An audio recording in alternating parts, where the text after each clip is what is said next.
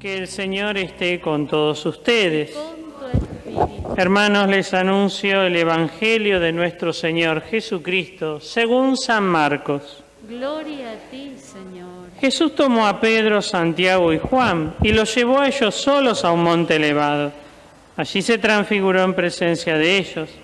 Sus vestiduras se volvieron resplandecientes, tan blancas como nadie en el mundo podría blanquearlas. Y se les aparecieron Elías y Moisés conversando con Jesús. Pedro dijo a Jesús: Maestro, qué bien que estamos aquí. Hagamos 3 carpas, una para ti, otra para Moisés y otra para Elías. Pedro no sabía qué decir porque estaban llenos de miedo. Entonces una nube los cubrió con su sombra y salió de ella una voz: Este es mi Hijo muy querido, escúchenlo. De pronto miraron a su alrededor y no vieron a nadie sino a Jesús solo con ellos. Mientras bajaban del monte, Jesús les prohibió contar lo que habían visto, hasta que el Hijo del Hombre resucitara de entre los muertos. Ellos cumplieron esta orden, pero se preguntaban qué significaría resucitar de entre los muertos. Palabra del Señor. Gloria a ti, Señor Jesús.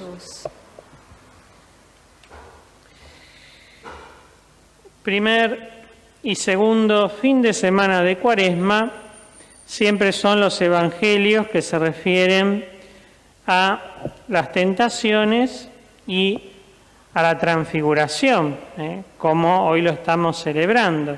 Sabemos que es un evangelio sinóptico, o sea que se repite en varios evangelios. En Mateo, en Marcos y en Lucas encontramos este relato de la transfiguración.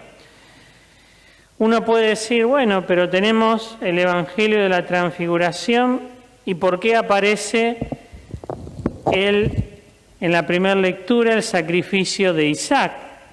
Podría aparecer otro relato del Antiguo Testamento, como aquel pasaje donde se habla de Moisés, que estaba lleno de luz, ahí en el campo donde los israelitas acampaban en el desierto.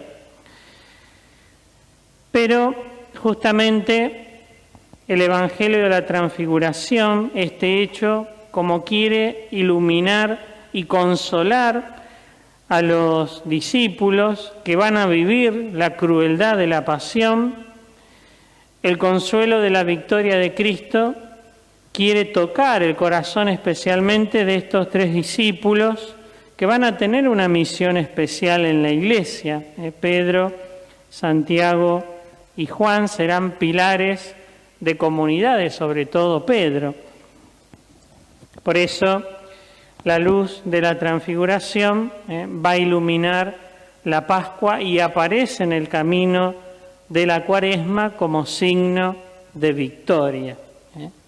Y en la primera lectura justamente está el sacrificio del Hijo, la entrega del Hijo que se vivirá en la pasión del Señor. Jesús se entrega.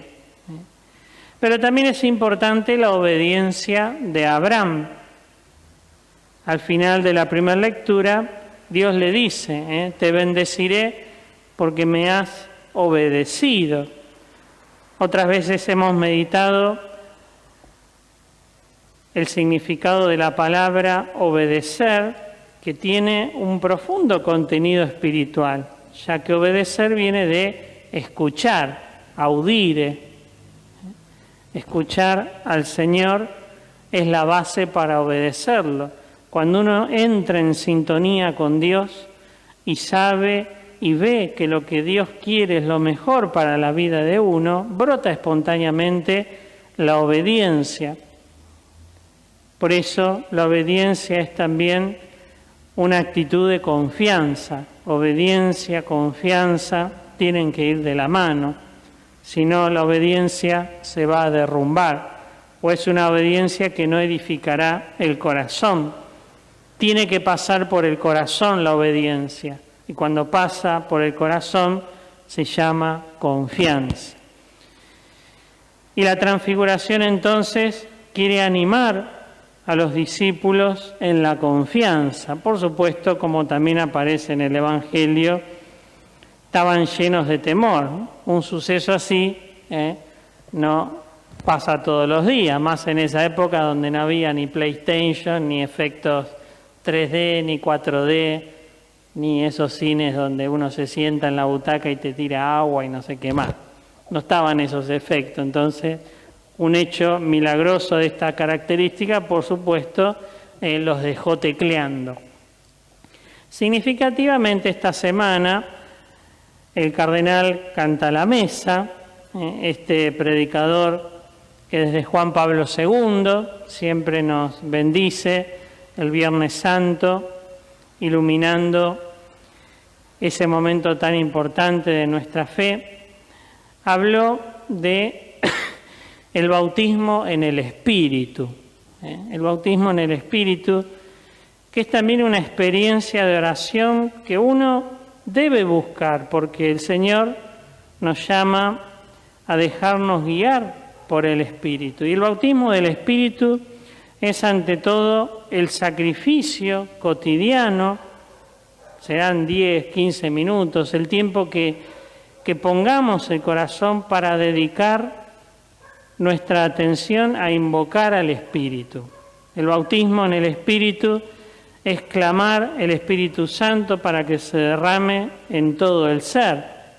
Uno puede ir orando, ven Espíritu Santo a mi cuerpo, a mi alma, a mis pensamientos. Y es interesante cuando uno lo va clamando a lo que siente como un obstáculo, como una atadura, como una herida, como un bloqueo interior. Ven Espíritu Santo a mis miedos, a mis temores. Otros lo llamarán un baño en el Espíritu. Hay que hacerlo, hay que clamar el Espíritu Santo. Y el cardenal animaba a forjar también esa experiencia en este camino de Cuaresma. ¿Por qué? Porque la Pascua hacia la cual nos encaminamos es también una acción del Espíritu Santo. Y si el Señor nos llama a vivir como resucitados, si no invocamos el Espíritu Santo, si no le damos bolillas, si no queremos que entre en nuestro corazón, no podemos resucitar, porque el Espíritu es el que resucita a Jesús. Sin Espíritu Santo no se puede resucitar. Y sin Espíritu Santo en nuestra oración de cada día no podemos tener una espiritualidad de resucitados. No podemos orar como resucitados. Porque para el cristiano la oración es un espacio de transfiguración, porque me encuentro con el Dios que me brinda su vida en abundancia. Si no busco su Espíritu, entonces sigo amoldado según mis criterios, mis pensamientos, sigo orando como un fariseo. Cumplía, pero siempre se quedaba en su techo. Vivir en el Espíritu es dejar que Dios te huele el techo. Yo que me voy quedando pelado, ¿vieron cuando uno dice, se te huela el techo? Bueno, que Dios te huele el techo. Porque es tanto a lo que Dios nos invita, tanto a lo que Dios nos llama a vivir, que sin el Espíritu, sin esta dependencia cotidiana, sin este trabajo también artesanal de buscarlo, de invocarlo, de sentirlo cada vez más amigo del interior, amigo del alma, no se puede. Por eso, yendo a la segunda lectura, si Dios está con nosotros, si Dios está con nosotros, dice San Pablo, esa tiene que ser también la confianza de cada día. Dios está con nosotros, intercede por nosotros, su Hijo, y no nos vino a condenar, sino a liberar, a sanar, a llenar de su vida, a llenar de su espíritu. Por eso, a seguir caminando en este tiempo de Cuaresma, vivirlo, porque ya Jesús resucitó. Todos los años litúrgicos que vinieron después de la resurrección del Señor, el volver a recordar los momentos que nos dieron también nueva vida, todos están iluminados ya por el hecho de la resurrección. Por eso que también este camino de Cuaresma está iluminado por la presencia del resucitado, por la fuerza liberadora y transfiguradora de su Espíritu. Que así sea.